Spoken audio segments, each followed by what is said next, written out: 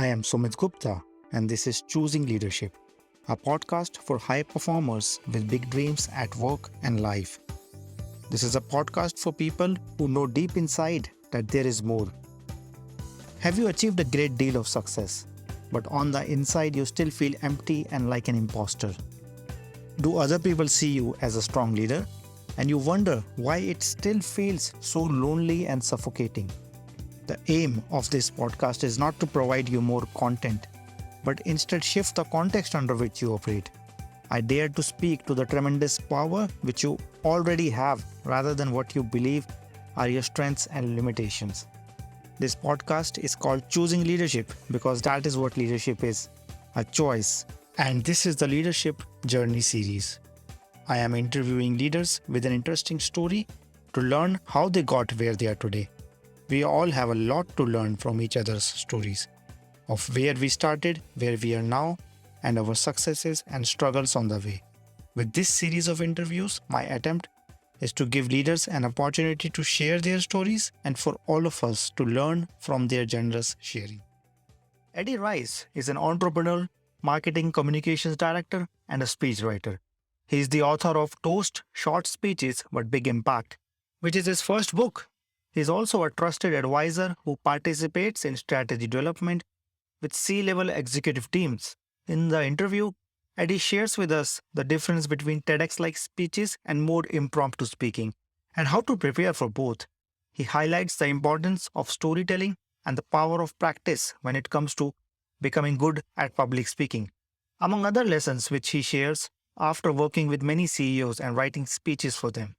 He also talks about the importance of having a team in accomplishing anything worthwhile.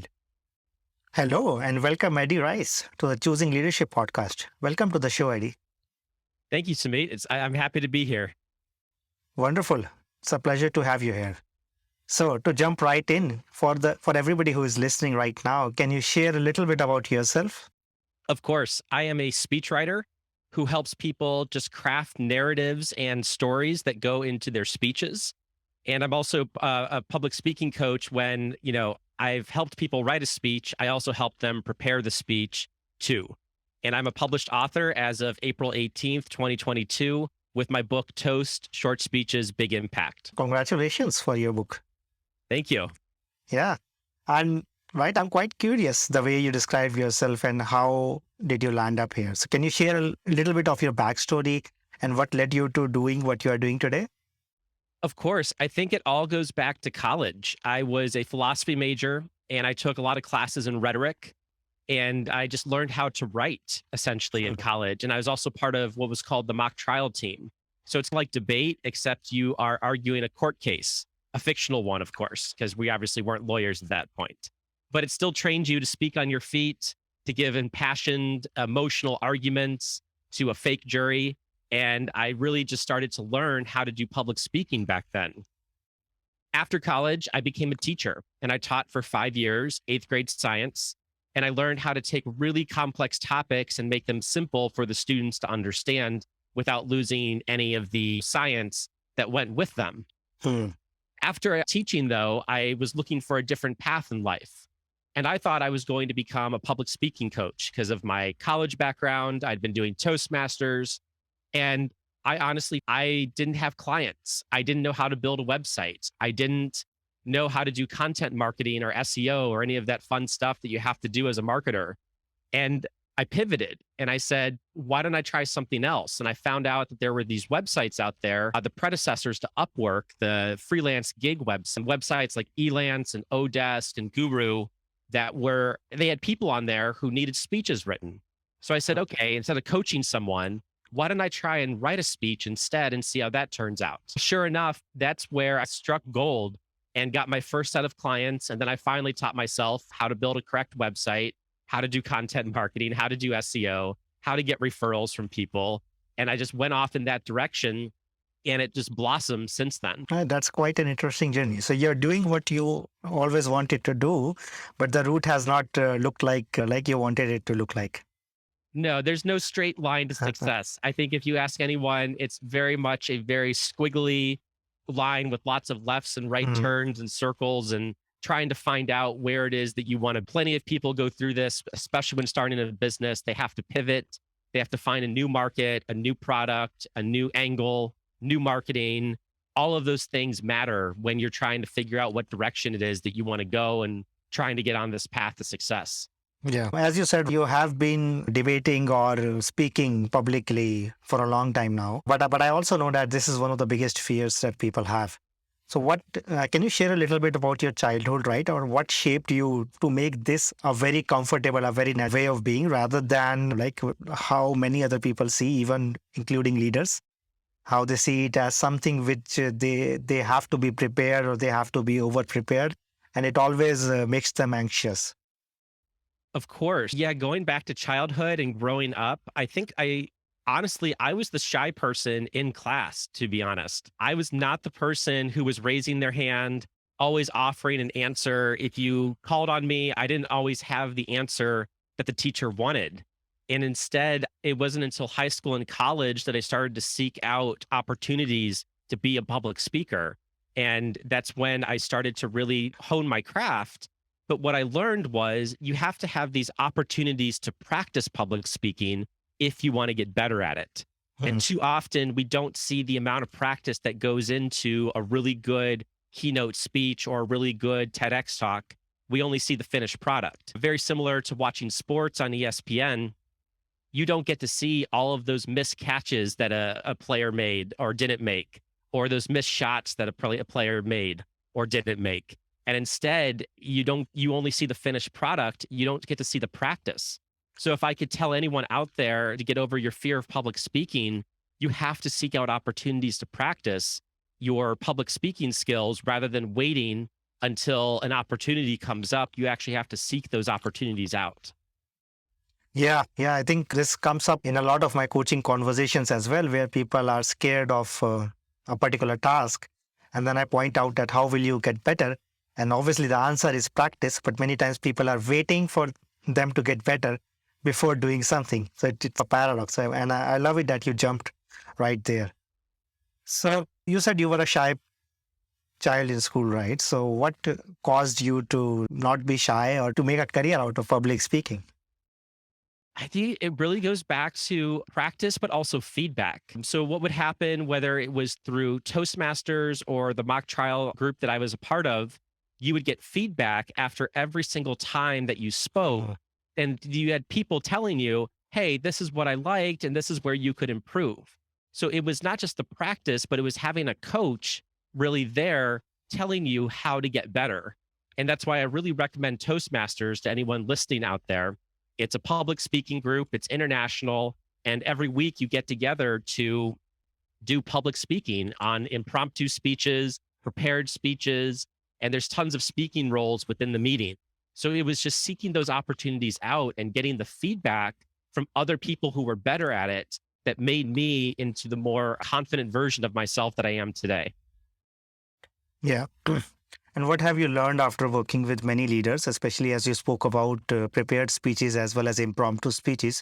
How do these differ, and where do you see that leaders can maybe improve or do something to leave a better impression for their followers? I think it comes down to two things. First, it's having really great words on the page. And then second, having enough time to practice your delivery of those words. So when I work with someone, I always make sure that we leave enough time that people can practice the speech that they're going to give. Because I can write a great speech and someone else can write a great speech and we can have it ready to go the night before. But that's going to be very problematic in that you haven't had time to rehearse it. You haven't had time to practice it. And that's going to result in an otherwise what would have been a great delivery, a poor one. And that's really what I stress to almost anyone out there is that you have to take the writing of the speech and the practice of the speech in equal measures to make something really great on the stage. Yeah. So how does that look? So compared to something which is very formal, like a TEDx speech or like official company speech, to something which is impromptu, which is just speaking to your team or maybe speaking to a larger department, but without a specific agenda, without a specific points or something, how does the preparation differs in these two different kind of speeches? I think a lot of people think that impromptu speeches are really truly off the top of someone's head. And what's actually going on is that someone is reaching into past material that they've prepared and they're just recalling it and they're ready to go. If I would have a book to recommend to anyone out there, it's a really good one. It's called The Message of You by Judy Carter. And what she does is she takes you through your whole life story and she helps you mine your story for stories that you can use in your public speaking, especially in impromptu moments. Mm. So, what you do is you get these stories ready to go way ahead of time. And then when you have that impromptu opportunity that comes up, you simply recall one of those stories and you use that in the message that you're trying to give. She calls it from going from mess to message, which I really like. And you find these stories where you have a mess that you resolve in some way, you have a message that comes out of it, and that's what you end up telling. So it's very similar to stand-up comedians. It looks like it's all impromptu, but they've been rehearsing that material over and over again to get it down, and it's just a matter of recall when they're on the stage. So as much as we want to think impromptu is truly impromptu, it's really just recalling past stories and telling those to the people that are listening. Yeah, yeah. And how do you collate those stories then? Again, and another question which I have is considering how important storytelling is for leadership, is how do you tailor your story according to the message that you want to convey or to the mood of the situation? That's really a judgment call that you're going to have to make. And it's really going to come down to practice and trying it over and over again to see the reaction of the audience and how they're doing it. But I think as long as you have that practice in you and that practice mindset, you're going to be out there testing the stories, seeing which ones resonate and which ones work. So even if you're testing it on a spouse, someone at a dinner party, or wherever, you test them out ahead of time on smaller stages until they're ready for prime time. Mm. Comedians do this. They go to smaller clubs, smaller acts, and they try out their material there before trying it out on a larger group. So you can do the same thing with your stories, try them out on a friend, see if they work for you. And if you're getting that kind of resonant feel to them, then it's probably a good bet that you can use it again. Thank you. I think it all comes back to practice as you're trying to convey. Yeah. So, what are one or two of those key stories from your life that has impacted you, or what are one of those key people who have impacted your life and shaping your career? Oh, wow. So I think it goes back to Toastmasters when I was, and one thing that Toastmasters does as a group is they have competitions and you can compete at different levels of difficulty within the organization. You start off at your club level and then you can go up to different levels if you proceed past that. So what happened with me was I entered the humorous speech competition. And at the first level, I did incredibly well on my first night. I was just funny. I was engaging. Everything landed. Every story was perfect. I had tons of energy and it was incredibly well received. So I advanced past the first level. So I get to the next level and it's in front of a group of strangers and it's on Saturday morning, super early. And I get up there. I tell my first story. It's absolute silence. I tell my second story and it's just tepid laughter, that polite laughter when people think, oh, that must be a joke. So I should probably laugh here. And I just realized halfway through my speech that it was no longer humorous. I was bombing and it was just no good as a speech. And I just sat down afterwards, deflated and defeated from that speech. And luckily, I had a mentor, Mike, who told me, Eddie, look, it's painful, but it's worth it. And I really took that to heart and said, you know what? I'm just not going to let this one time that I bombed really tell the story of my own public speaking career. I'm going to get up there and I'm going to do it again and do it again. Be afraid of bombing again. It's going to happen, but I'm going to be more prepared the next time. I'm going to be more ready. And that's really what I took from it, that I can't let just one bad event tell the entire story of my public speaking. Thank you. Thank you for sharing that. And I think the key message, I think the key takeaway is that like one act doesn't define you and then you can always try that again. So thank you for summarizing it that way. Yeah. So in my work with leaders, another challenge which I often see which comes to speaking in public or talking about or motivating your employees is this notion of that I am very modest, and then if I brag, then it's not good, or I don't want to be seen as showing off. So how do you help people really be proud and communicate what they have done without it leaving a negative impression for the audience? I think it's really about your approach and how and what your mindset is when you are telling stories about your own life or what it is that you are trying to do. And I get that. I've had that same conversation with leaders as well. They don't want to brag, they want to be modest. They don't want to tell stories about themselves, even if those stories are really good. So that's why I go back to the mess to message framework from Judy Carter that I think works incredibly well, because then you're trying to tell a story not to boast, but to be instructive, to be a teacher. And I think if you approach it that way, saying, hey, I went through these tough times too, so that you don't have to, it's not going to come off as bragging. It's going to come off as wanting to be a teacher, wanting to be a leader, and trying to help someone. So if you're Mm. in that mindset of my story can truly help someone dealing with a tough time, dealing with down sales, dealing with a tough time in the company, then I'm going to make their life better. And that's a different mindset than I'm just going to go there and boast about how many awards I've won. So it really comes from a point of being instructive, being a teacher, being educational. If you can get that type of mindset into the stories that you want to tell, you're going to come off as that humble leader that you want to be. Yeah. Thank you for sharing that. I think what you're pointing towards is like many times we get nervous or we get self critical when we put the attention on ourselves. But what you are saying is actually put the attention on the audience. And what is it that will be the output? What is the lesson? What is the instructive part of it? And that sounds simple, but I think that can have a massive impact in the way you come up to give a speech. Thank you for sharing that. Yeah. So as you do this work, right? One question which comes up for me is there something that people misunderstand about you the most? Yes, I think sometimes people come to me and they think I can write a speech on any topic. If Hmm. they ask me, they say, hey, can you write me 5,000 words on the topic of honor or the topic of love or something like that, or wisdom or leadership? And I tell them, like, but this is a partnership. This isn't me just going away, writing a speech and saying, here, go give this. Instead, I go through a brainstorming process with my clients where I ask them questions, I get on the phone with them, and we go in depth into what it is that they actually want to say. And if they don't have anything to say, it's going to be a very tough speech to write. But Hmm. usually, with the brainstorming process, we come up with really great stories for people to tell in what it is that they want to say. Yeah.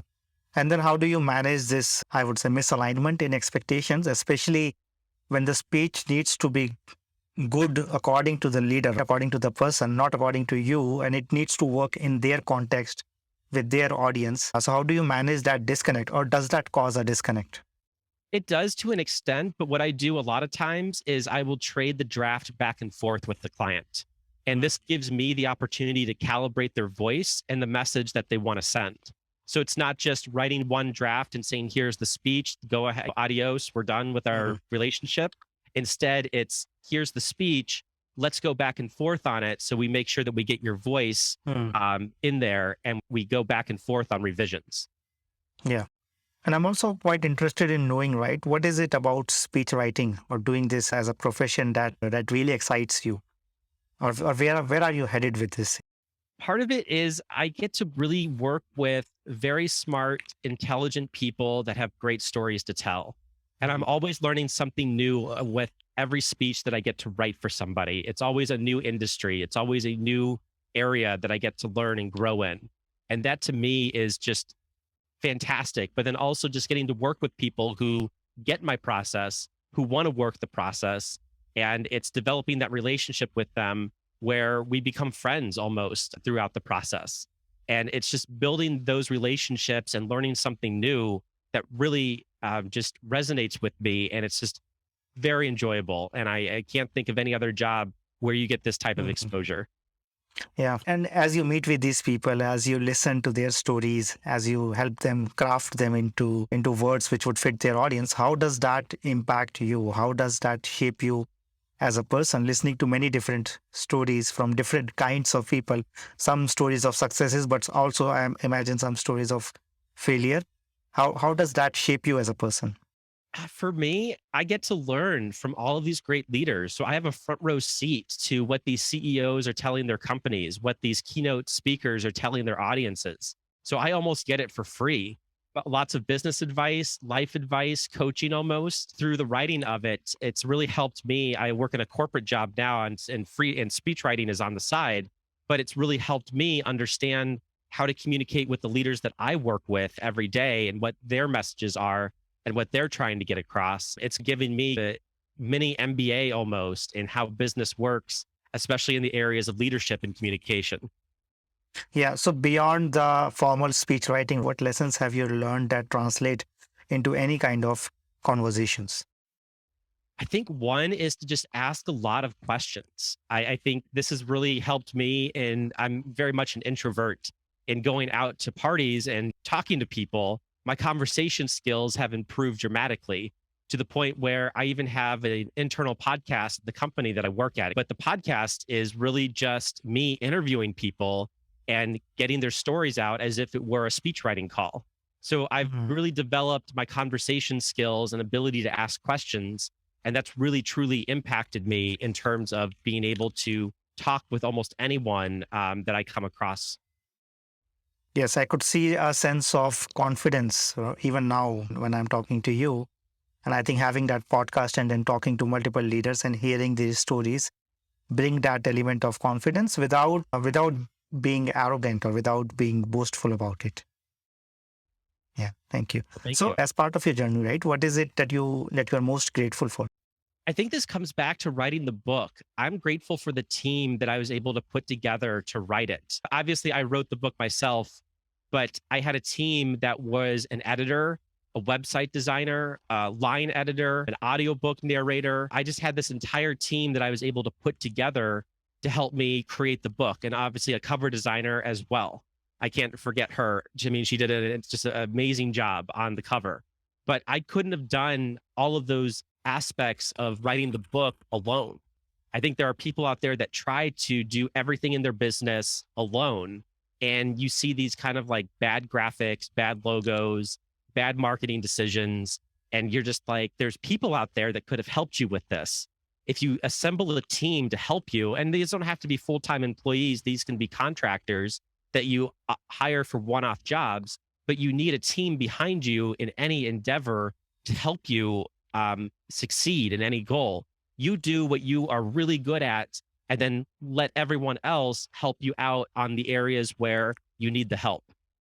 Yeah, I think no job is an individual job. I think even if we see individual sports or speech writers or like public speakers, everybody has a team behind them. So thank you for acknowledging the people who are behind the book and behind your success. Thank you for being so grateful about that. Another question which I have for you is, like, given that you have a full-time job and given that you have been doing this for a while, and speech writing also, as you said, right, requires stopping and thinking and reflecting and asking those right questions. So how do you manage all of that, and how do you create that space to rest, to reflect, and to really come up with something which resonates rather than just try to deliver one thing after another? It goes back to having a team. So I have a team of writers that I refer work out to when I can't take it on. So I know my upper limit of how many speeches I can do in a given month or a given week. And everything else, I just respectfully tell a client, like, look, I'm just, completely booked at the moment, but I want to Mhm. recommend this other writer to you that I know is going to do a great job so that they are ultimately served. And then second, it comes back to time management. And I also love finding new places to write in. So I'm getting sick of working from home all the time. So I have a co-working space that I go to, which I'm going to today.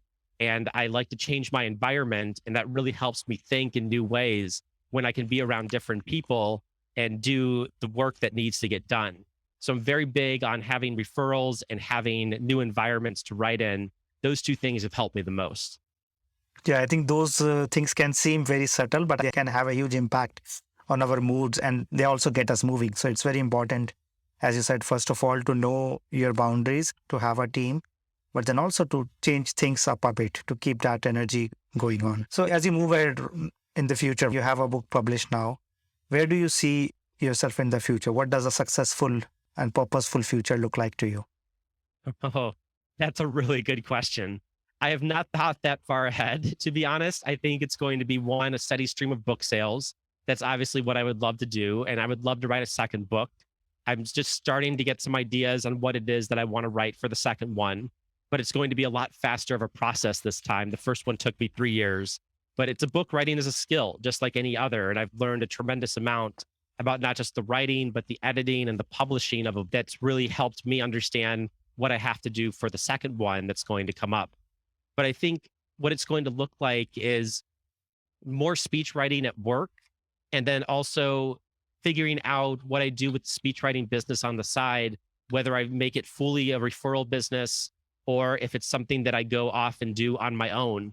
I've not really figured that out yet. It's still an open question. And I think that's a big part of it is I'm just open to whatever opportunity comes next and whatever is going to happen.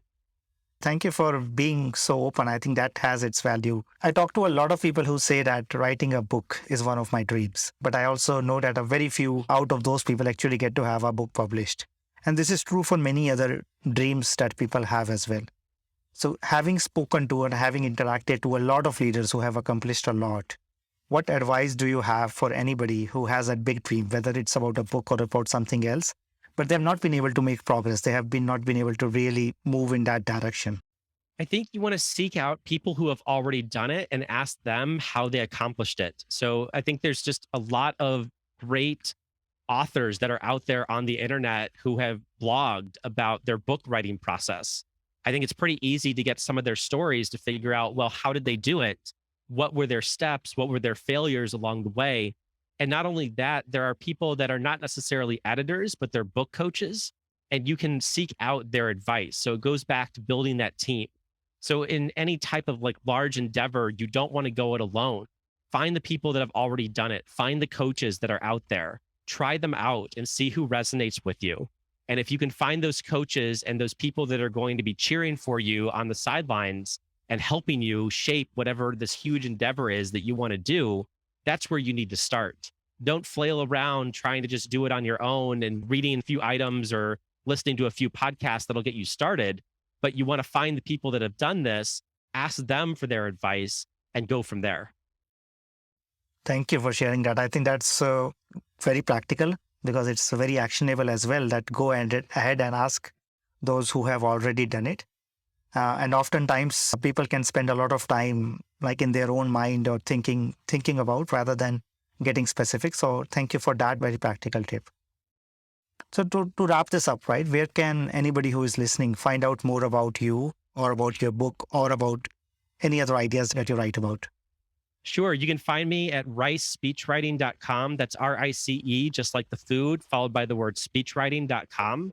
You can find me, then that's my website, and you can get a first chapter of the book if you'd like to download it. And you can contact me if you need help with a speech. And then for the book itself, it's on all major retailers. So Amazon, Barnes and Noble, anywhere where you get print or ebooks, it's going to be there. It's called Toast, Short Speeches, Big Impact by Eddie Rice. And the audiobook version should be out within the next few weeks on all of the major platforms. It's just taking a little bit of time for the quality control processes to go through. But other than that, I'm everywhere that you can find me. My biggest platform is LinkedIn. Find me on there. I'm just Eddie-Rice on LinkedIn, and I'm pretty easy to find. And I hope to post a lot more on there in the upcoming months. Thank you a lot, Eddie, for sharing everything about you.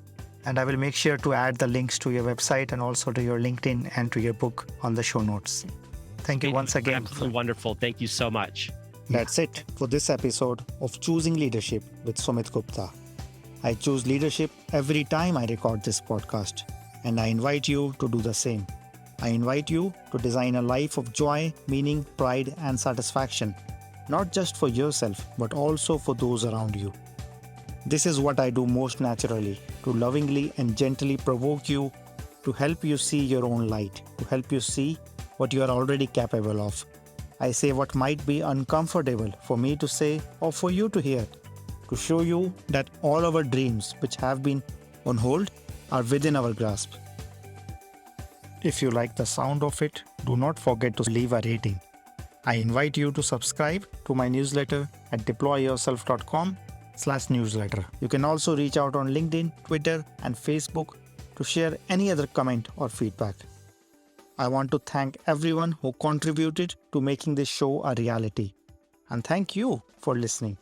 Always remember that you are enough, you are loved, and you matter. This is Sumit. Until next time, keep choosing leadership.